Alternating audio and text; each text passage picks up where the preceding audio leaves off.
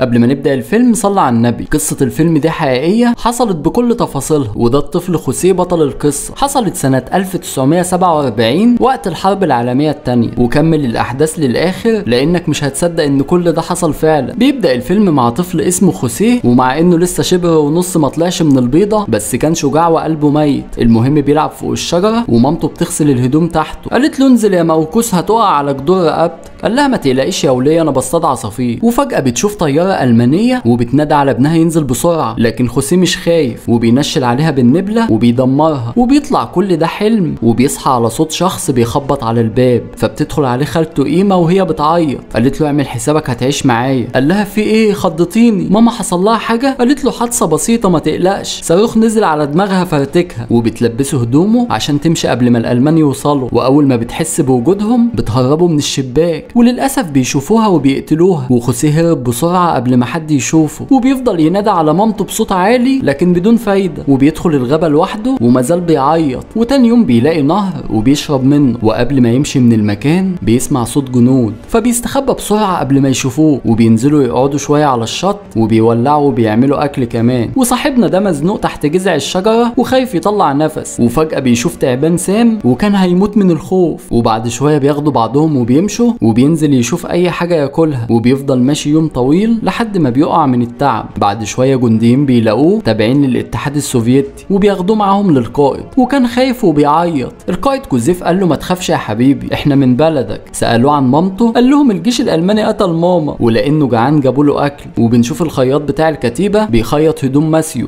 قال له سيبه مقطوع يا عم جون، ايه المشكلة؟ قال له انت مجنون، الأعداء لو شافوا هدومك مقطوعة هيقولوا عليا ايه؟ ما بيعرفش يخيط. وفجأة قنبلة نزلت على دماغهم. في الوقت ده خوسيه بيتعالج في المستشفى على ايد الممرضة كاتي. قال لها ايه القمر ده؟ انا لو اعرف كده كنت جيت من زمان عسل. المريض اللي جنبه قال له مالك في ايه؟ هنقطع على بعض ولا ايه؟ قال له يا عم خليك في الطرحة اللي انت لابسها دي الله يسهلك. بعد شوية القائد بيوصل للمستشفى عشان يطمن على خوسيه. بيتفاجئ بالجندي ماسيو قاعد بيلعب مع الماعز. قال له يا ابن الجنود بتدخل على اعدائها بدبابات بمدافع، انت هتدخل عليهم بجدي زرايبي ولا ايه؟ وبعدين دخل يطمن على خوسيه. قال له الولية اللي اسمها كاتي دي ايديها تقيلة، ده ادتني حقنة عيطت بسببها. قال له على فكرة انا كمان بخاف من الحقن. خوسيه قال له انا نفسي ادخل الجيش واحارب معاكم، ده انا بعرف امشي بدبابة. قال له دبابة ايه اللي تعرف تمشي بيها؟ فكشف بطنه وقال له دبابة دي ولا مش دبابة. وبعدين طلع لكاتي وقال لها خدي بالك منه لان اهله ماتوا، ولما يتعالج ابعتيه ملجأ لان المكان ده مش مخصص للاطفال. قالت له سيبه هنا وانا هعتني بيه، لكنه رفض. والجنود كانوا بيحبوه وبيعتبروه ابنهم. وبالليل كاتي بتتكلم مع صديقتها لوجي وقالت لها انا خايفة القائد يبعت خوسيه ملجأ وما شوفوش تاني، انا ما عنديش اطفال بس لما شفته حبيته وحسيته زي ابني. تاني يوم مايكل دخل على القائد وقال له محتاجين مدفع في نهاية الجبهة عشان نموت الاعداء. قال له تموت اعدائي بكرشك ده لو شافوك هيموتوا من الضحك، اعتبر المدفع وصل. قال له في موضوع كمان عايز احكي لك عليه. الجنود حبوا الطفل خوسيه لان عندهم اطفال، ولو سيبناه في الكتيبة هيحسن معنويات الجنود. قال له انت مجنون، لو حصل له حاجة مش هسامح نفسي. بعد شوية دبابات ألمانية اخترقت الجبهة، لكن الجنود تصدوا بشجاعة زي اخواتنا في فلسطين، ادعي لهم دعوة من قلبك.